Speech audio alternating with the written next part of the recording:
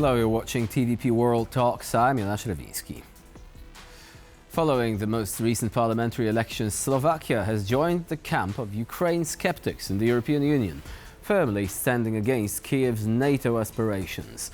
Prime Minister Robert Fico has never hidden his affinity towards Russia's Vladimir Putin, but does society support his controversial geopolitical approach, which is a vital question given the recent protests?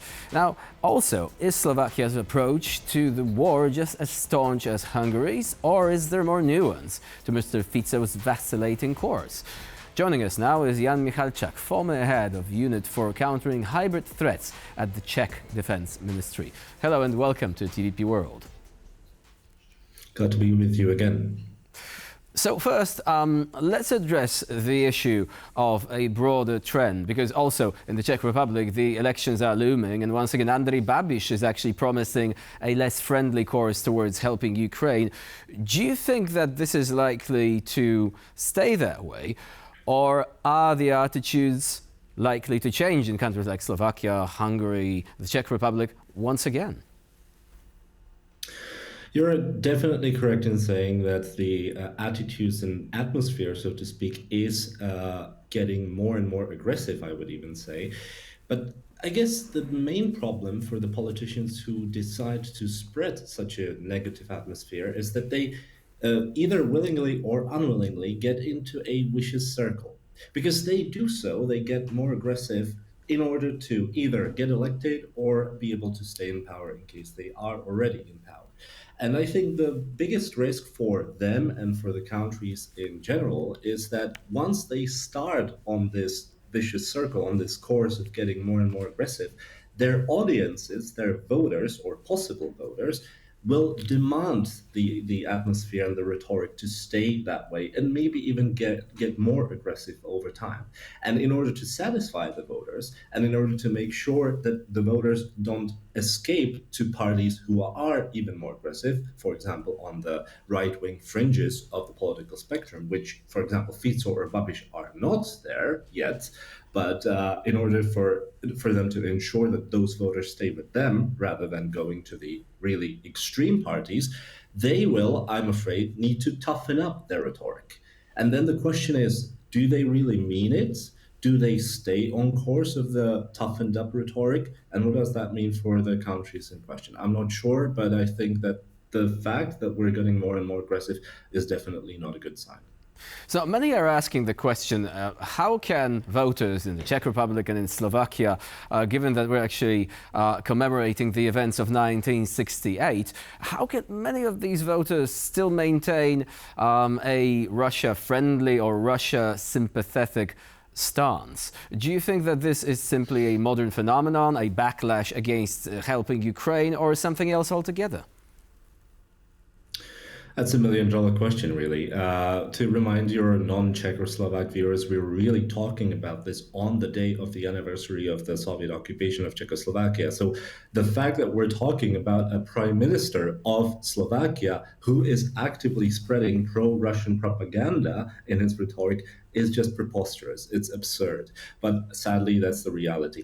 I don't know why that is the case, but there are definitely some voters who feel dissatisfied by the democratic system, by the change of regime, as they would like to call it, and they feel left behind. I think there are some objective reasons for it, but honestly, the reasons behind their shift toward pro-Russian parties, that's a really complicated question. The fact of the matter is that especially Slovakia is seeing more and more people dissatisfied with the system, and more people, as shown by surveys such as the Klopsik Global Trend Survey, willing to actively vote against the established democratic system and freedoms. People in Slovakia, around 30% of the Slovak population actually claim that they don't even need democracy in their own country. That's, something to think about, especially on this day. So that is really a disturbing trend. But on the other hand, we also have reports of people protesting against Mr. Fico, people who don't want to be a part of any sort of democratic backsliding or any sort of change of policy away from the European unity and helping Ukraine and towards being more sympathetic towards Russia's demands. What does this tell us about the current trends in society in Slovakia? You're completely right. I don't want to, spread the image of Slovakia being only pro-Russians. That's definitely not true. We see that successive polls have shown the two camps, the pro-Fico, pro-Russian camp, and the more liberal, progressive, so to speak, camp, being basically neck and neck, basically on par. The problem this shows is that Slovak society, and maybe even by extension Czech society and the whole region, is incredibly polarized. We've seen it quite recently in the Polish presidential election. The difference between the votes is really not that huge. The two camps are both strong, and that in itself is a negative signal for the societies, because that means that the disagreements, the disputes in the society will be spreading just because the pure fact that both camps are strong, and trends like social media that can accentuate the camps and the echo chambers, as we like to call them, those trends don't help, definitely.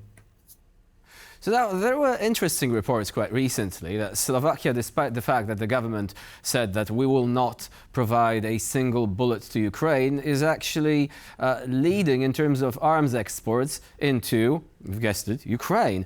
Now, does this mean that the pro-Russian attitude of the government is only skin deep, and that if there is business interests to actually be addressed, and if there are deals to be made, well, they take priority, and the government will be prepared to adjust its narrative accordingly? Definitely. I think there's an important difference between Fico and Slovakia and Hungary, for example. Whereas Hungary is using an aggressive rhetoric and then also using that same rhetoric on the European stage and, for example, actively blocks efforts to counter Russian influence and, for example, impose sanctions against Russia. Slovakia is different. Fico has time and again shown that, yes, he is tough for the audience at home, but then when it comes to the actual voting in the EU, he more likely than not will side with the majority. He will vote for sanctions against Russia. He will vote for support to Ukraine, and Hungary oftentimes does not. Well, that, on the one hand is positive for all of us and for Ukraine, because some support will come. But on the other, as I said at the beginning, Fico still needs to cater to his domestic audience. So we have no guarantees that this will, change. This will stay that way and will not change in the future. But yes, you're right. Fico is pragmatic. He wants to see business deals done. He wants to see the Slovak economy profit. And let's face it, all economies in the region and in the world do profit from wars, and that includes the Russian aggression against Ukraine. So if there is some profit for Fico to be made, both domestically, because he's spreading a pro-Russian rhetoric, and internationally, because his economy, his country, his companies do profit as well, he will take it.